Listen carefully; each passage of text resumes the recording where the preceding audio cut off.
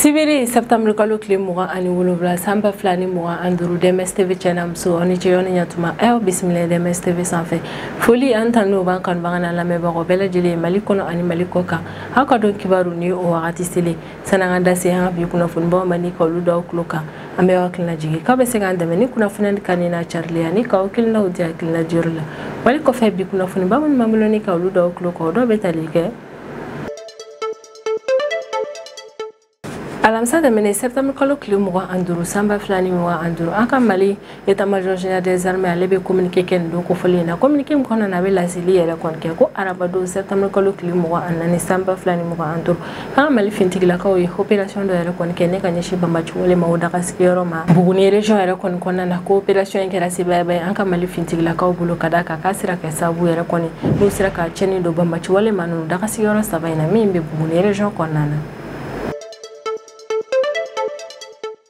An bɛ wagati min na i n'a fɔ ko bi an ka Mali fintigilakaw olu kɔni cɛsirimɛ kosɛbɛ walasa min ye karibira hali ni suma yɛrɛ kɔni o kana dɛsɛ an ka jamana kɔnɔ dɔw yɛrɛ kɔnɔ na a yɛrɛ la k'a fɔ ko hukumu de kɔnɔna la araba tɛmɛnen septembre kalo tile mugan ani naani sanba fila ni mugan ani duuru k'an ka Mali fintigilakaw yɛrɛ kɔni citerne 30 ani kɔnboyanko yɛrɛ kɔni convoi ye escorté ni ka don n'a ye fo Gawo région yɛrɛ kɔni kɔnɔna na maa caman yɛrɛ kɔni ka kɔrɔfɔla ko dɔgɔkun kelen kuntagala yɛrɛ kɔni kɔnɔna na k'an ka Mali fintigilakaw olu ye citerne 60 ani kɔnboyanko yɛrɛ de kɔni escorté ni ka don n'a bɛɛ Gawo région yɛrɛ kɔni kɔnɔna na walasa min ye Gawo sigibaa maaw yɛrɛ kɔni tajimafɛnw kana na dɛsɛ wa min fɛnɛ yɛrɛ kɔni ye suma ye ko kɔni fɛnɛ kana na dɛsɛ nin région kofɔlen in kɔnɔna na opération ko ka jɛ ko hukumu yɛrɛ de kɔni kɔnɔna na Kayi polisi maaw yɛrɛ kɔni olu ye opération yɛrɛ kɔni kɛ septembre kalo tile mugan ani saba tɛmɛnen ale ni septembre kalo tile mugan ani naani tɛmɛnen yɛrɛ kɔni a la k'a fɔ ko opération yɛrɛ kɔni kɛra sebaaya ye an ka Mali polisiw yɛrɛ kɔni bolo ka d'a kan opération yɛrɛ kɔni kɛra sababu n'u sera k'u bolo da maa seegin yɛrɛ kɔni ka bisigi a bɛ ka kɛ k'a fɔ ko ni maa seegin nin yɛrɛ kɔni kun ka baara ye suɲɛni hali ɲɛnamimafɛnw feereli ye Kayi région kɔnɔna na.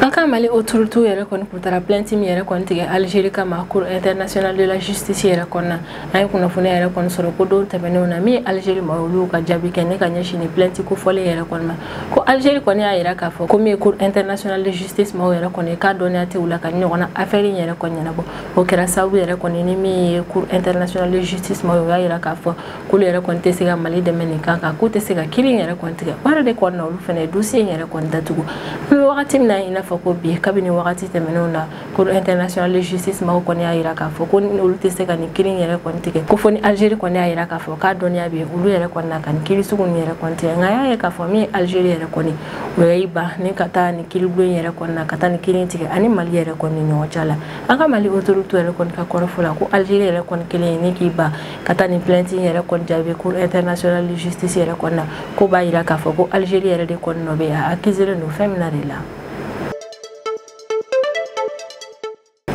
Don tɛmɛnenw yɛrɛ kɔni na min ye Donald Trump n'o États-Unis jamana ɲɛmaa yɛrɛ kɔni ale kun bɛ Nations Unies maaw ka tribunal yɛrɛ kɔni ɲɛma yɔrɔ min yɛrɛ kɔni a ka discours kɔnɔna na a ye kumajugu caman yɛrɛ kɔni fɔ ne ka ɲɛsin tunkarakɛw yɛrɛ kɔni ma Donald Trump yɛrɛ kɔni k'a kɔrɔfɔ la ko migrant ninnu yɛrɛ kɔni ko criminels yɛrɛ de kɔni don o wale yɛrɛ de kɔni kɔfɛ an ye k'a fɔ alamisa tɛmɛnen septembre kalo tile mugan ani duuru sanba fila ani mugan ani duuru min ye Ghana jamana ɲɛmaa ye n'o ye John Dramani Mahama yɛrɛ kɔni ale bɛ bɔ ne ka jaabi kɛ ka ɲɛsin Donald Trump yɛrɛ kɔni ma Ghana jamana ɲɛmaa yɛrɛ kɔni k'a kɔrɔfɔ la ko tunkarakɛw yɛrɛ kɔni tɛ criminels ye ko wa an y'a ye k'a fɔ maa caman ye sebaaya yɛrɛ kɔni sɔrɔ tunka yɛrɛ kɔni senfɛ ko yɛrɛ de kɔni na a man kan maaw yɛrɛ kɔni k'u sigi ka juguya kɛtɔ lajɛ ne ka ɲɛsin migrants yɛrɛ kɔni ma ko fɛɛrɛ kan ka latigɛ dangakari racisme yɛrɛ kɔni na John Dramani Mahama ale ye kuma caman yɛrɛ kɔni fɔ ni ko kɛ jaabi ka ɲɛsin Donald Trump ka nin kuma in yɛrɛ kɔni ma an bɛna da se o kumaw bɛɛ lajɛlen ma ne ka olu walawala aw ye.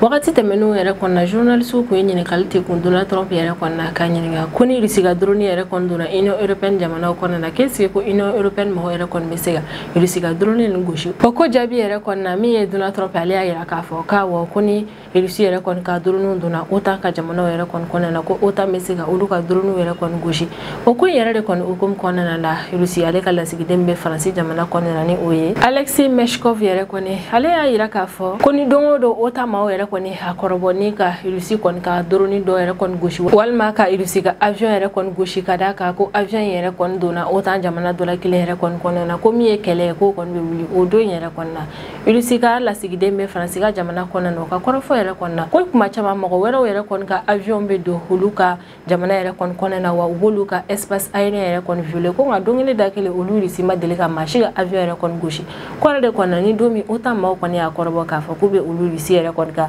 avion gosi ka da ka k'u donna OTAN jamana dɔ la kelen kɔnɔna na k'u hakili tɛ min na k'o kɔni bɛ bɔ a la. Alamisa tɛmɛnen septembre kalo tile 25 san 2025 min ye Volodymyr Zelensky ni ale de Ukraine jamana ɲɛmɛ ale kɔni y'a yira k'a fɔ ko ni Russie ni Ukraine ka kɛlɛ yɛrɛ kɔni banna ko min ale Volodymyr Zelensky yɛrɛ kɔni k'ale pɛrɛnnen don ni ka démissionner ka bɔ a ka jamana ɲɛma jɔyɔrɔ yɛrɛ kɔni na k'an bɛ wagati min na i n'a fɔ ko bi ale Volodymyr Zelensky ka laɲini yɛrɛ de kɔni kɛlɛ ka ban Russie ni Ukraine yɛrɛ kɔni ni ɲɔgɔn cɛ la ko n'o laɲini yɛrɛ kɔni sabati la kun foyi t'a la bilen ale ka to jamana ɲɛmaya yɛrɛ kɔni na ni kunnafoniba ne b'an bolo kɔrɔ bi an bɛna mun wala wala aw ye bidon kibaru kɔnɔna na. Alamisa tɛmɛnen septembre kalo tile 25 san 2025 an ka Mali état-major général des armées ale bɛ communiqué kɛ nin don kofɔlen na communiqué min kɔnɔna na état-major yɛrɛ kɔni bɛ laseli kɛ ko don tɛmɛnenw yɛrɛ kɔnɔna k'an ka Mali fintigilakaw ye opération dɔw yɛrɛ kɔni kɛ Buguni région kɔnɔna na opération min yɛrɛ kɔni kun kɛra ne ka ɲɛsin Banbaci walima o dagasigiyɔrɔw yɛrɛ kɔni ma nin région kofɔlen kɔnɔna na état-major ka kɔrɔfɔ la ko opération min yɛrɛ kɔni kɛra sebayaba ye an ka Mali fintigilakaw bolo ko opération kofɔlen yɛrɛ kɔni kɛra araba tɛmɛnen septembre kalo tile 24 san 2025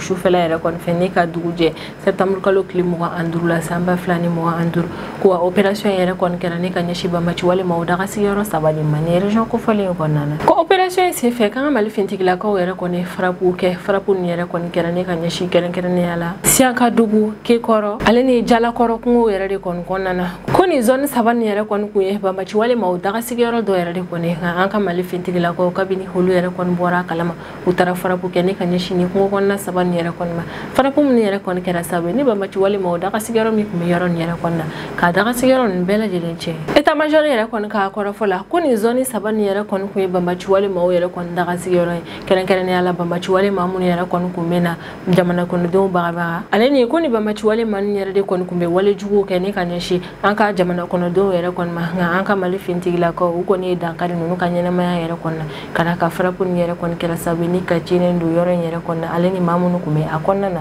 a yirala k'a fɔ ko tiɲɛni donna ninnu bɛɛ lajɛlen de la a ka Mali fintigilakaw ye ni opération min yɛrɛ kɔni kɛ Buguni région yɛrɛ kɔni kɔnɔna na a yirala k'a fɔ ko opération in kɛ kun yɛrɛ de kɔni walasa Banbaci walima o yɛrɛ kɔni olu bɛ binkani wale min kɛ ni ka ɲɛsin jamana kɔnɔdenw ma u b'o kɛ ni minɛn minnu yɛrɛ kɔni ka tiɲɛni don o minɛnw yɛrɛ kɔni na hali ni ka dɔ bɔ Banbaci walima o ka binkani wale capacité yɛrɛ kɔni na ni ka ɲɛsin jamana kɔnɔdenw ma hiérarchie ale bɛ an ka Mali fintigilakaw yɛrɛ kɔni fo u ka cɛsiralen don ka baara kɛ ko ɲuman na ni opération in yɛrɛ kɔni sen fɛ wa y'a yira k'a fɔ ko ni opération in b'a yira Mali jamana kɔnɔdenw bɛɛ lajɛlen na k'a fɔ k'ali sako kura an ka Mali fintigilakaw olu cɛsirilen don ni ka jamana fantan naani bɛɛ lajɛlen yɛrɛ kɔni lakana wale min kɛ sababu ni ka jamana kɔnɔdenw n'u bololafɛnw fɛnɛ lakana an kɔni bɛ wagati min na i n'a fɔ ko bi min an ka Mali fintigilakaw olu cɛsirilen don kosɛbɛ ka Banbaci wale menace yɛrɛ kɔni wuli ka bɔ an ka Mali jamana yɛrɛ kɔni kan wale min kɛ sababu ni ka Mali jamana kɔnɔdenw bɛɛ lajɛlen ka lakana sabati jamana fantan naani bɛɛ lajɛlen wari de kɔni an ka fintigilakaw sanga ni wagatiw b'u ka opération yɛrɛ kɔni caya sanfɛla i n'a fɔ dugumana yɛrɛ kɔni na walasa ka se ka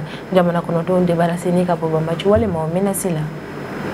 walasa suma ale ni tajimafɛnw olu kɔni kana na manqué Gao région yɛrɛ kɔni kɔnɔna na min an ka Mali région militaire fɔlɔ commandement maaw yɛrɛ kɔni sanga ani wagati olu kɔni bɛ ka escorte yɛrɛ kɔni caya walasa ka se ka taa ni tajimafɛnw ale ni dumuni yɛrɛ kɔni Gao région kɔnɔna na ni escorte baara yɛrɛ kɔni kɛ kun de walasa ka se ka jamana kɔnɔdenw n'u bololafɛnw yɛrɛ kɔni ka lakana sabati jamana fantan naani bɛɛ lajɛlen na a yɛrɛla k'a fɔ k'an Mali fintigilakaw yɛrɛ kɔni ka laɲini baaraw ko hukumu kɔnɔna la walasa min ye tajimafɛnw hali ni sumaw o kɔni kana na dɛsɛ Gao région yɛrɛ kɔnɔna na ko hukumu yɛrɛ de kɔnɔna ni an ka Mali fintigilakaw y'u ka sanfɛcɛw wuli ka dugumacɛw yɛrɛ kɔni wuli walasa ka citerne 30 hani kɔ min yɛrɛ kɔni kun bɛ ka bɔ Labɛzanga fanfɛla la ni ka o escorte ka don n'a ye fo Gao région kɔnɔna na ko ni escorte baara in yɛrɛ kɔni kɛra araba tɛmɛnen de septembre kalo tile 24 san 2025 ko wa escorte yɛrɛ kɔni kɛra sebayaba ye an ka Mali fintigilakaw bolo ka d'a kan o bɔra ntajimafɛn yɛrɛ kɔni Labɛzanga fo ka don n'a ye Gao région kɔnɔna na ka sɔrɔ baasi foyi ma minɛnw ale ni fintigiw fu yɛrɛ kɔni sɔrɔ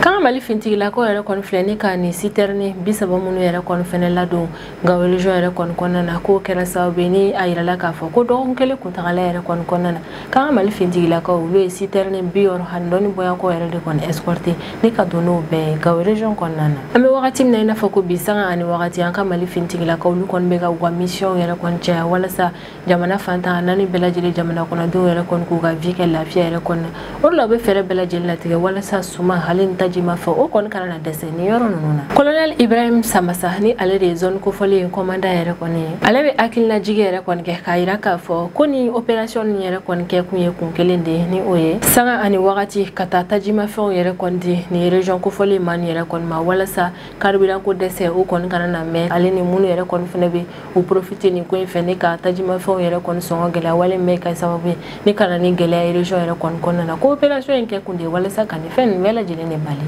ko ni opération yɛrɛ kɔni senfɛ min ye an ka Mali fintigilakaw hali ni opérateur économique yɛrɛ kɔni u y'u bolo di ɲɔgɔn ma ko yɛrɛ kɔni hukumu kɔnɔna la ko an ka Mali fintigilaka minnu yɛrɛ kɔni kun bɛ ka ni escorte mission yɛrɛ kɔni kɛ k'u sera ka carburant yɛrɛ kɔni bɔ Labɛnzanga mara yɛrɛ kɔni kɔnɔ ni ka taa n'a ye fo Gao region kɔnɔna na ka sɔrɔ basi foyi yɛrɛ kɔni ma tajimafɛn sɔrɔ wa maa minnu yɛrɛ kɔni kun bɛ ka citerne ni boli basi ma olu sɔrɔ fo ka taa se an ka Mali fintigilakaw ma k'u bɛɛ lajɛlen ɲuman yɛrɛ kɔni donna Gao region kɔnɔna na ni wale yɛrɛ kɔni kɛra sababu ni jamana kɔnɔdenw bɛɛ lajɛlen kɔni y'a faamu k'a fɔ ko min an ka Mali fintigilakaw ye k'u kɛmɛ ni ka fɛɛrɛ kura minnu yɛrɛ kɔni bila sen kan bɛ wagati min na i n'a fɔ ko bi walasa ka se ka jamana kɔnɔdenw n'u bololafɛnw yɛrɛ kɔni lakana sabati ko o fɛɛrɛ ni yɛrɛ kɔni bɛ ka nɔbɔ ka da kan y'a ye k'a fɔ dɔgɔkun kelen kuntagala kɔnɔna na an ka Mali fintigilakaw olu sera ka citerne 60 ani kɔ bɔyanko yɛrɛ de kɔni escorté ni ka don n'o bɛɛ Gao region yɛrɛ kɔni kɔnɔna na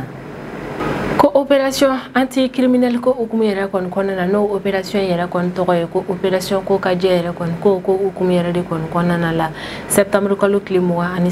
septembre kalo tile 24 tɛmɛnen yɛrɛ kɔni min ye Kayi polisi maaw yɛrɛ kɔni olu ye opération fila kɛ opération fila minnu yɛrɛ kɔni kɛra ni ka ɲɛsin réseau dɔw yɛrɛ de kɔni ma minnu ka baara ye suɲɛni hali ɲɛnaminimafɛnw feereli yɛrɛ kɔni ye Kayi région kɔnɔna na ko ni opération fila ninnu yɛrɛ kɔni dirigera contrôleur principal Tapahuri Jalo yɛrɛ de kɔni fɛ ko opération yɛrɛ kɔni kuncɛra ni maa 8 yɛrɛ kɔni minɛlen minnu bisigalen don k'a fɔ k'u kɔni ka baara de suɲɛni hali ɲɛnaminimafɛn feereli région kofɔlen in kɔnɔna na ko opération fɔlɔ yɛrɛ kɔni kɛra tarata don septembre kalo tile 23 san 2025 ko wa opération yɛrɛ kɔni kɛra opération ɲumanba ye ka da ka opération yɛrɛ kɔni senfɛ polisi ni sera ka u tɛgɛ da maa 2 yɛrɛ kɔni kan maa 2 minnu kun bɛ minɛ wagati min na yɛrɛ kɔni min ye cannabis n'o ye ɲɛnaminimafɛn yɛrɛ kɔni ho biriki 17 de kun bɛ u bolo ale ni tramadol plaquette 400 a yɛrɛla k'a fɔ ko opération fɔlɔ in yɛrɛ kɔni senfɛ yɛrɛ kɔni min ye Kayi polisi u y'u tɛgɛ da maa 2 ni yɛrɛ kɔni kan o y'a sɔrɔ ni fɛnba ninnu de kun bɛ u bolo ko dugusajɛ ni o bɛnna araba ma septembre kalo tile 24 san 2025 Kayi polisi olu sera ka u bolo da zone dɔw yɛrɛ kɔni kan ka u to u ka suɲɛni wale yɛrɛ kɔni na Bɛnkuda quartier yɛrɛ kɔni kɔnɔna na ni yɛrɛ kofɔlen bɛ Kayi region de kɔnɔna na ko polisi sera ka u tɛgɛ da o zone kelen min yɛrɛ kɔni kan ale yɛrɛ kɔni minɛlen ni ka ɲininkali yɛrɛ kɔni tɛ bɔ a la a ka ɲininkali yɛrɛ kɔni kɔnɔna na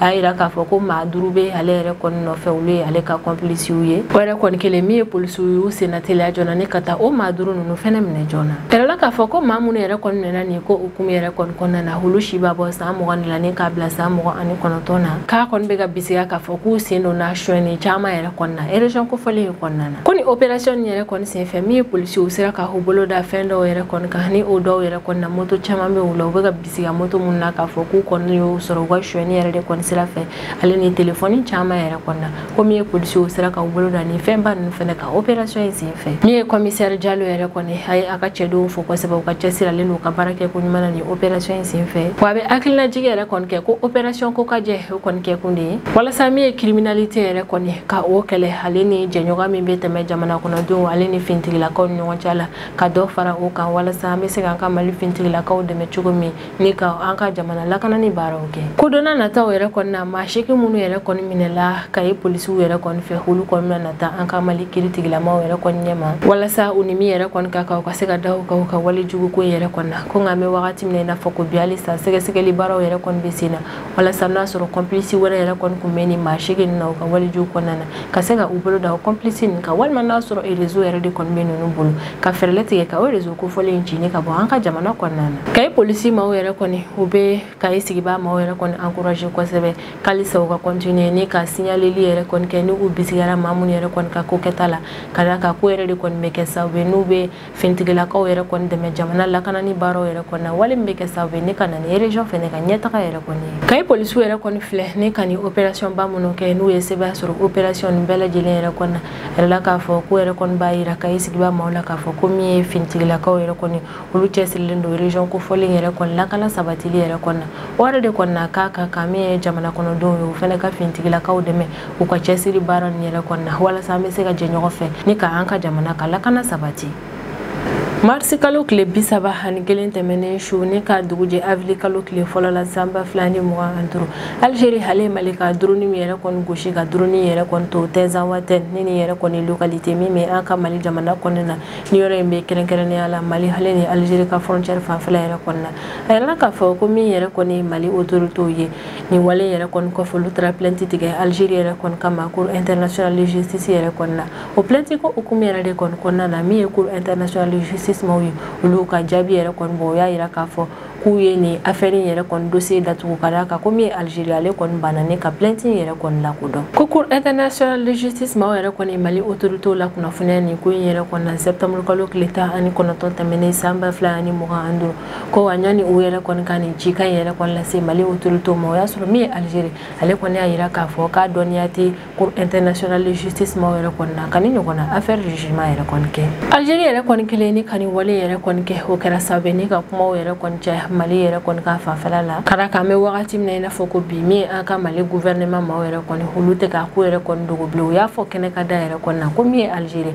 k'a bɛ ka banbaci wale maa dɔw yɛrɛ kɔni jukɔrɔma don kɛrɛnkɛrɛnnenya la banbaci wale maa minnu b'u ka wale juguw yɛrɛ kɔni kɛ Sahel région kɔnɔna na communiqué la min carila alamisa tɛmɛnen septembre kalo tile 25 san 2025 min ye an ka premier ministre ni o ye Général Abdoulaye Maïga yɛrɛ kɔni hale bɛ kuma an ka Mali gouvernement tɔgɔ la ale kɔni Algérie ɲaki kosɛbɛ k'a kɛlen k'i ba yɛrɛ kɔni k'a fɔ ko min ye cour internationale de justice ye k'a dɔnniya tɛ olu la ni ka nin kiriko in yɛrɛ kɔni tigɛ ko b'a yira k'a fɔ qu'Algérie ni wale jugu min kɛ k'a bɛ fɛ ka boli o kɔlɔlɔw ɲɛ de an ka autorités yɛrɛ kɔni ka communiqué kɔnɔna na min kalanna an ka premier ministre yɛrɛ kɔni fɛ o communiqué in kɔnɔna na o b'a yira k'a fɔ ko Algérie kelen yɛrɛ kɔni ni k'i ba ka jaabi kɛ ni ka ɲɛsin ni plainte in yɛrɛ kɔni ma cour internationale de justice maaw yɛrɛ kɔni yɔrɔ la ko b'a yira k'a fɔ ko Algérie ale kɔni b'a dɔn k'a sɛmɛ nin ko in yɛrɛ kɔni na o de la a tɛ fɛ ka taa kiriko maaw yɛrɛ kɔni ma ko wale yɛrɛ kɔni bɛ i n'a fɔ Algérie yɛrɛ kɔni bɛ ka a fɔ yɛrɛ de kɔni ko tiɲɛ yɛrɛ kɔni na k'a bɛ ka banbaci wale maaw jukɔrɔma don hakilila jiginna ni fɔɲɔgɔnkɔ kura min yɛrɛ kɔni tɛmɛna Mali hali ni Algérie yɛrɛ kɔni ni ɲɔgɔn cɛ la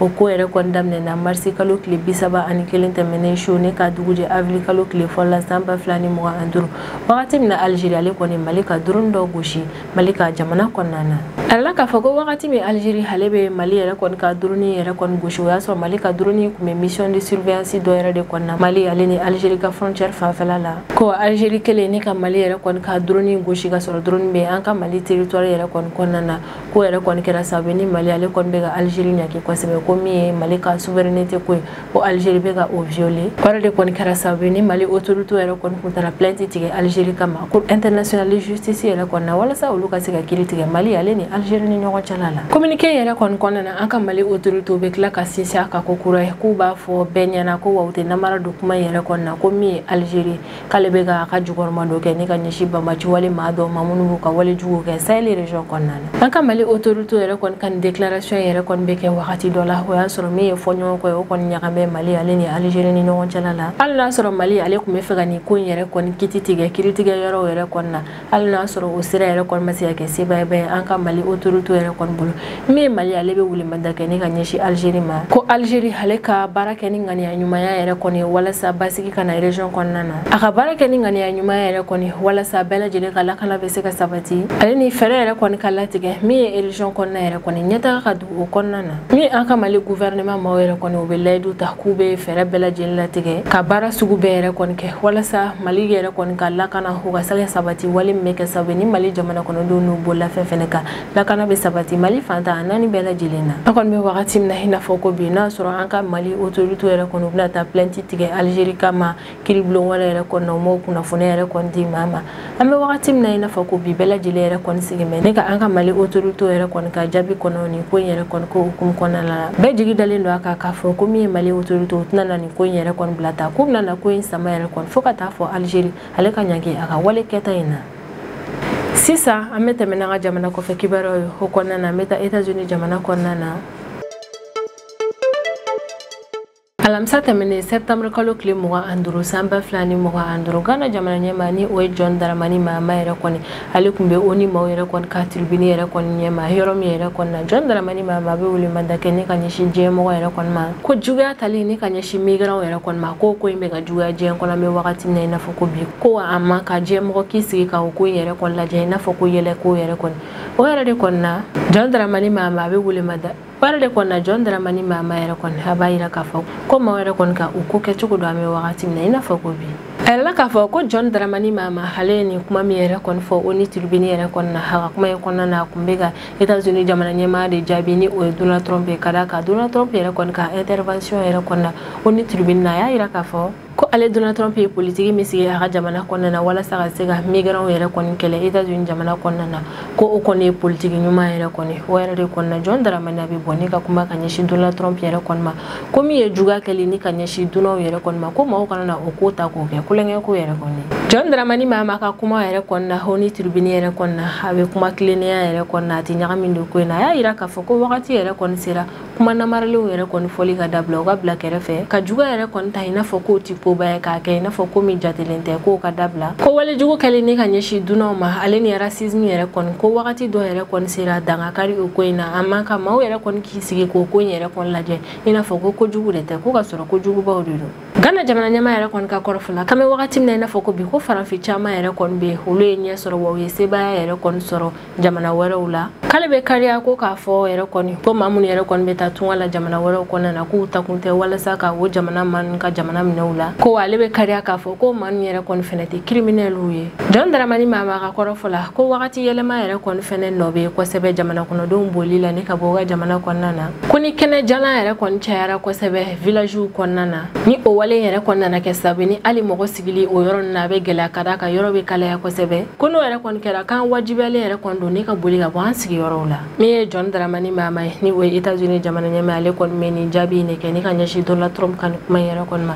ka d'a kan min ye Donald Trump ye wagati tɛmɛnenw na ale kɔni y'a yira k'a fɔ k'ale bɛ ka maaw gɛnni minnu kɛ ni ka bɔ a ka jamana kɔnɔna na k'o ye ko ɲumanba yɛrɛ kɔni ye ko wa ko tungaranke ninnu yɛrɛ kɔni criminels de o ko jaabi yɛrɛ de kɔni na John Dramani Mahama kɔni y'a yira k'a fɔ ko a ka kan yɛrɛ kɔni namara ka bɔ kumaw yɛrɛ kɔni na maaw k'u janto u ka kuma fɔtaw yɛrɛ kɔni na ko kuma jugu fɔli ni ka ɲɛsin maaw ma ko u ka dabila min fɛnɛ ye juguya kɛli ni ka ɲɛsin dunanw yɛrɛ kɔni ma ko fɛɛrɛ ka latigɛ o ko in yɛrɛ kɔni ka dabila diɲɛ kɔnɔna na wɛrɛ de kɔni na a b'a yira k'a fɔ yɛrɛ kɔni ko maa minnu yɛrɛ kɔni bɛ taa tunga yɛrɛ kɔni na ko o dɔw da yɛrɛ kɔni bɛ bɔ wagati yɛlɛma kɔlɔlɔw yɛrɛ de kɔni na don tɛmɛnenw yɛrɛ kɔni na Russie ka lasigiden bɛ Faransi yɛrɛ kɔni jamana kɔni na ni o ye Alexei Meshkov yɛrɛ kɔni kunnafonidila maa dɔw yɛrɛ kɔni ɲininkali kɔni tɛ kun Russie ka ni ambassadeur yɛrɛ kɔni na ko ni Russie ka drone dɔw yɛrɛ kɔni donna OTAN jamana dɔ yɛrɛ kɔni kɔnɔna na ko ni OTAN jamana ninnu yɛrɛ kɔni ye Russie ka drone walima a ka avion yɛrɛ kɔni gosi ko mun yɛrɛ kɔni nana bɔ o ko la o ko jaabi yɛrɛ kɔni na Russie ka lasigiden bɛ Faransi jamana kɔnɔna na ale y'a yira k'a fɔ ko min yɛrɛ kɔni ye OTAN maaw ye ko n'u kɔni kariyara ni ka Russie yɛrɛ kɔni ka avion dɔ yɛrɛ kɔni gosi ka d'a kan ko avion in donna u ka jamana kɔnɔna na k'u hakili tɛ min na k'o bɛ bɔ a la ko wa o kɔni kɔrɔ de OTAN ale kɔni ye kɛlɛ yɛrɛ de kɔni déclaré Russie la Alexei Meshkov yɛrɛ kɔni ka kɔrɔfɔla ko avion caman yɛrɛ kɔni b'a dabɔ a kama kuma dɔ la ni ka don olu ka jamana kɔnɔna na k'a dɔw ye dabɔ kama a dɔw yɛrɛ kɔni ye fili ye ko nka don kelen da kelen olu Russie ma deli ka maa si ka avion yɛrɛ kɔni gosi ni ka a labin o yɛrɛ de kɔni na ni OTAN maaw kɔni fɛnɛ ye olu ka avion gosi ka d'a kan k'a donna OTAN jamana dɔ kɔnɔna na ko o kɔni kɔrɔ OTAN ye kɛlɛ de wuli ko wa wagati tɛmɛnenw yɛrɛ kɔni na Union européenne maaw yɛrɛ kɔni Russie accusé min yɛrɛ kɔni na ko Russie k'ale y'a ka drone yɛrɛ kɔni bila ka taa Union européenne jamana dɔw yɛrɛ kɔni kɔnɔna na ko min ye Union européenne maaw ye k'u ma se ka na ni dalilu kɛrɛnkɛrɛnnen foyi ye min b'a yira k'a fɔ ko tiɲɛ yɛrɛ kɔni na ko Russie kɔni u ka drone bila ka taa Union européenne jamana dɔ kɔnɔna na ko yɛrɛ de kɔni na ko kuma in yɛrɛ kɔni tɛ tiɲɛ ye k'an bɛ wagati min na i n'a fɔ ko bi olu Russie tɛ ka kulonkɛ kɛ maa si fɛ ko sanga ani wagati min ye européen yɛrɛ kɔni u bɛ nkalon tigɛ olu ye o yɛrɛ de kɔni na ni Union Européenne mo yɛrɛ kɔni kuma minnu fɔ olu ti da o yɛrɛ kɔnɔna olu bi da fɛn minnu yɛrɛ kɔnɔna o ye n'u yɛrɛ kɔnɔna ni dalu kɛrɛnkɛrɛnnen de ko ɲɛtɛ ko k'a fɔ yɛrɛ kɔnɔ k'olu ti da o la bilen tarata tɛmɛnen septembre kalo tile 23 san 2025 ko ni ka assemblée générale B8 ko yɛrɛ kɔni senfɛ min ye Donald Trump ye ni ale États-Unis jamana ɲɛmaa ale ni Ukraine jamana ɲɛmaa fɛnɛ ye ɲɔgɔn ye kɛ ni o ye Volodymyr Zelensky ye o ɲɔgɔn ye yɛrɛ de kɔni senfɛ kunnafonidila dɔw yɛrɛ kɔni ɲininkali tɛ kun Donald Trump yɛrɛ kɔni na ko yalama ni min yɛrɛ kɔni Russie n'ale ye a ka dronew yɛrɛ kɔni bila ka taa OTAN jamana dɔ kɔnɔna na ko yalima yamaruya yɛrɛ kɔni bɛ OTAN maaw bolo ni ka Russie ka drone yɛrɛ kɔni gosi wa min ye Donald Trump yɛrɛ kɔni ale y'a yira k'a fɔ k'awɔ ko yɛrɛ kɔni bɛ se ka kɛ ni Russie yɛrɛ kɔni ye a ka drone walima a ka avion yɛrɛ kɔni bila ka taa OTAN jamana dɔ kɔnɔna na ko OTAN jamanaw yɛrɛ kɔni bɛ se ka Russie ka drone gosi ɲininkali yɛrɛ kɔni teguna Donald Trump yɛrɛ kɔni na ko ni o cas nin yɛrɛ kɔni kɛra k'a bɛ se ka dɛmɛ sugu jumɛn yɛrɛ kɔni don a jɛɲɔgɔn OTAN maaw yɛrɛ kɔni Donald Trump kɔni y'a yira k'a fɔ k'ale bɛ se ka dɛmɛ mun yɛrɛ kɔni don ne ka ɲɛsin u ma ko dɛmɛ yɛrɛ kɔni bɛ dépend ko in bɛ kɛ lahalaya minnu kɔnɔna na de la Russie ka présidence porte-parole ni o ye Dmitry Peskov yɛrɛ kɔni wagati tɛmɛnenw na ale y'a yira k'a fɔ ko européens yɛrɛ kɔni bɛ ka min fɔ ni o de ye ko min ye olu Russie k'u ye olu ka espace aérien yɛrɛ kɔni violer k'u ka avion bila ka taa OTAN jamana dɔ kɔnɔna na ko kuma in tɛ tiɲɛ ye Dmitry Peskov yɛrɛ kɔni ka kɔrɔfɔ la k'olu Russie yɛrɛ kɔni ka avion bɛɛ lajɛlen bɛ pani sariyaw bɛɛ lajɛlen yɛrɛ kɔni bato o b'a yira k'a fɔ olu ti don maa ka jamana kɔnɔna na ka sɔrɔ yamaruya tɛ yen nɔ ko diɲɛ kɔnɔna na sariya fɛn fɛn yɛrɛ kɔni bɛ yen nɔ min kɔnɔna na maa kɔni ka avion bɛ se ka wuli k'olu Russie bɛ o sariyaw bɛɛ lajɛlen yɛrɛ kɔni bato Wala de kɔni kelen min ye Estonie maaw yɛrɛ kɔni olu ka kɔrɔfɔ la ko avion yɛrɛ kɔni Russie ka avion de chasse wɛrɛ de kɔni na o ye OTAN maaw yɛrɛ membre bɛɛ lajɛlen wele k'u ka ɲɔgɔn ye kɛ o ko hukumu yɛrɛ kɔni kɔnɔna na nka min kɔni ye Russie ka lafasali ministre o y'a yira k'a fɔ k'olu Russie ka avion de chasse foyi yɛrɛ kɔni ma Estonie ka espace aérien violer Russie ka lafasali ministre yɛrɛ kɔni ka kɔrɔfɔ la ko avion de chasse MiG 31 saba nin yɛrɛ kɔni k'u kun bɛ ka pani dɔw yɛrɛ de kɔni kɛ Kareli ale ni Kaliningrad région yɛrɛ de kɔni ni ɲɔgɔn cɛla la ko wa k'olu ka avion de chasse saba nin bɛɛ lajɛlen yɛrɛ kɔni panna sariya kɔnɔna na o ma maa si ka espace aérien violer ko avion saba ninnu ka pani kɔnɔna na ko sira min yɛrɛ kɔni k'u fɔlen don o ye u ma o sira ninnu jɛ wa u ma o sira ninnu bila ka taa don maa si ka jamana kɔnɔna na k'u ma Estonie maaw yɛrɛ kɔni ka frontière espace foyi yɛrɛ de kɔni violer nka kɔni bɛ wagati min na i n'a fɔ ko bi halisa OTAN maaw yɛrɛ kɔni cɛsirilen don k'a fɔ ko min ye Russie kɔni ko bɛ k'a ka avion yɛrɛ kɔni ladon olu ka jamanaw yɛrɛ kɔni kɔnɔna na min kɔni ye Russie ka lasigiden bɛ Faransi o kɔni ye ko in bɛɛ lajɛlen lajɛ ko ni o fɛn fɛn yɛrɛ kɔni kariya la ni ka olu Russie yɛrɛ kɔni ka avion yɛrɛ kɔni gosi ka d'a kan ko avion donn'u ka jamanaw kɔnɔna na ko kɔni kɔrɔ ko OTAN ye kɛlɛ de déclarer Russie la wa a bɛ sinsin a kan fɛnɛ ko avion caman yɛrɛ kɔni bɛ yen nɔ olu dɔw yɛrɛ kɔni a dɔw ye accident ye a dɔw yɛrɛ kɔni dabɔ kama olu bɛ don olu Russie ka jamanaw kɔnɔna na ko don kelen da kelen maa si ma deli k'a mɛn k'olu Russie yɛrɛ kɔni ma avion yɛrɛ kɔni gosi ni k'a labin ni ne bɛ da sigi an ka bidon kibaru la an b'an kanubaga n'a lamɛnbagaw bɛɛ lajɛlen fo Mali kɔnɔ ani Mali kɔ kan an bɛ aw hakilina jigin k'aw bɛ se k'an dɛmɛ ni kunnafoniya ni kan ni n'a carili ani k'aw hakilinaw di hakilina diyɔrɔ la wale kɔfɛ an b'a fɔ yan ko aw k'an bɛn a ɲɔgɔnna wɛrɛ ma